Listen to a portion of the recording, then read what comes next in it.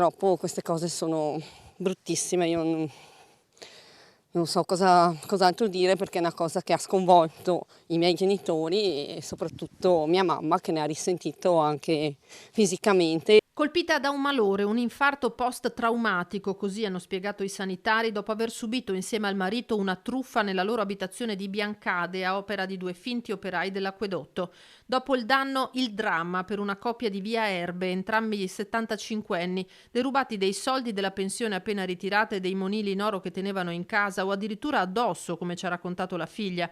I 2 anziani erano appena rientrati con la spesa quando si sono presentati 2 uomini con tute blu da operai e mascherine in volto. Prima si è presentata una persona che ha detto di essere un operaio dell'acquedotto e che praticamente stavano facendo dei lavori nella via adiacente e avevano per errore rotto un tubo del gas e quindi stavano controllando perché questo gas si stava propagando. In casa mancava l'elettricità che i 2 avevano probabilmente staccato prima di presentarsi alla porta, un raggiro orchestrato nei dettagli per sembrare realistico. Molto probabilmente hanno spruzzato qualche sostanza, qualcosa, perché loro hanno sentito un fortissimo odore di gas, che si sentivano male dall'odore da gas che sentivano. Hanno detto a mia mamma, prima ha detto meglio che si tolga l'oro che ha addosso, perché potrebbe, se succede qualcosa, si scotta. Fatalità presi dalla situazione, mia mamma ha preso e li ha messi in un sacchetto.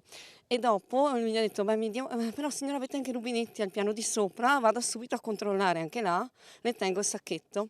Ed è partito col sacchetto e nell'uscire ha anche rubato il portafoglio dalla borsa di mia mamma con tutti i documenti. A quel punto i malviventi che comunicavano tra loro con i walkie-talkie si sono defilati, forse aiutati da un terzo complice, spariti soldi e preziosi per circa 5.000 euro. Presentata denuncia ai carabinieri, sembrava che il peggio fosse passato e invece la moglie si è sentita male tanto da venire ricoverata d'urgenza.